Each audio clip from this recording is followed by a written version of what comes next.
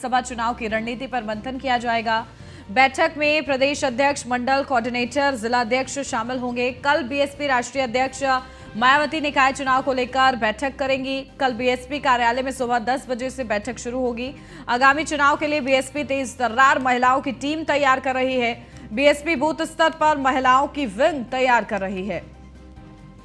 तो बीएसपी की तरफ से ये ऐलान कर दिया गया है कि इस बार निकाय चुनाव में हिस्सा लेगी और न केवल हिस्सा लेगी बल्कि सभी सीटों पर जीत का दावा भी किया जा रहा है।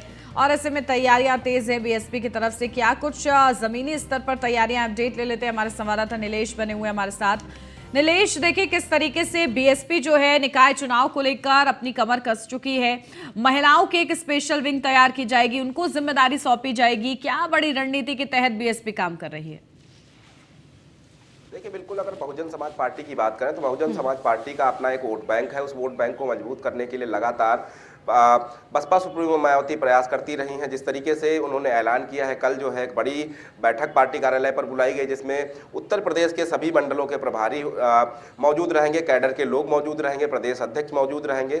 साफ तौर पे जो है रणनीति तैयार करने का प्रयास बहुजन समाज पार्टी की तरफ से किया जा रहा है कि अगर महिलाओं को हम अपने खेमे में ले आते हैं तो चाहे वो नगर निकाय के चुनाव हो या 2024 में होने वाले लोकसभा चुनाव हो, उन तमाम दोनों चुनावों में बेहतर परफॉर्मेंस बहुजन समाज पार्टी कर पाएगी। क्योंकि महिलाओं कि जहां पर भागीदारी सुनिश्चित हो जाती है, अगर एक परिवार से एक महिला किसी पार्टी के साथ जुड़ती है तो जाहिर सी बात है पूरे परिवार का वोट बैंक उसी पार्टी की ओर खिसक जाता है। तो कहीं ना कहीं महिलाओं को पार्टी के साथ जोड़ने का विशेष प्रयास बहुजन समाज पार्टी की तरफ से रहेगा।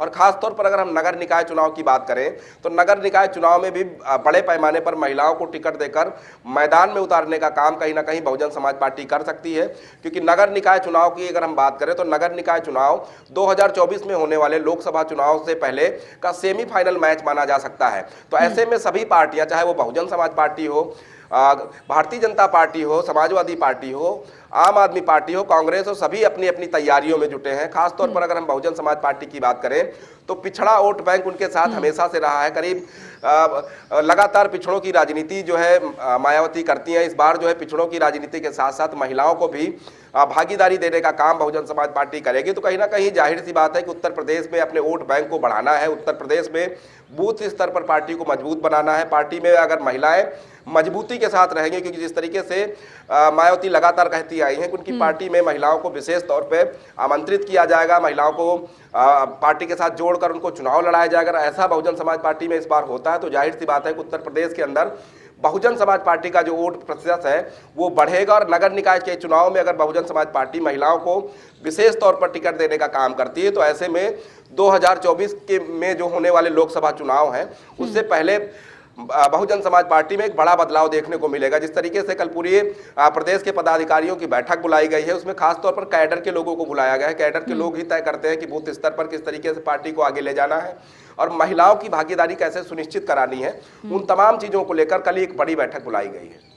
बिल्कुल, देखिए इस बैठक के जरिए भी रणनीति पर मंथन किया जाएगा और कहीं ना कहीं बूथ स्तर पर ध्यान देने का प्रयास किया जा रहा है। जो रणनीति हमेशा से बीजेपी की रही है, बीएसपी भी देखिए उसी के तहत काम कर रही है और कोशिश कर रही है कि सीधा जनता से कनेक्ट एक बनाया जा सके। देखिए, बिल्कुल जिस तरीके से भारतीय जनता पार्टी लगातार काम करती आई है उत्तर प्रदेश के अंदर, और चाहे वो 2014 का चुनाव रहा हो, 17 का चुनाव हो, 19 का रहा हो और 22 का रहा हो, एक के बाद एक तमाम चुनाव में भारतीय जनता पार्टी के प्रत्याशियों को जीत हासिल हुई। यही कारण है कि उत्तर प्रदेश में दूसरी बार भारतीय जनता पार्टी की सरकार रिपीट हुई और पूर्ण बहुमत के साथ योगी आदित्यनाथ उत्तर प्रदेश की सत्ता में काबिज हुए हैं। कहीं ना कहीं वही रणनीति को देखते हुए बहुजन समाज पार्टी भी अब महिलाओं को पार्टी के साथ विशेष तौर पर जोड़ने का काम कर रही है।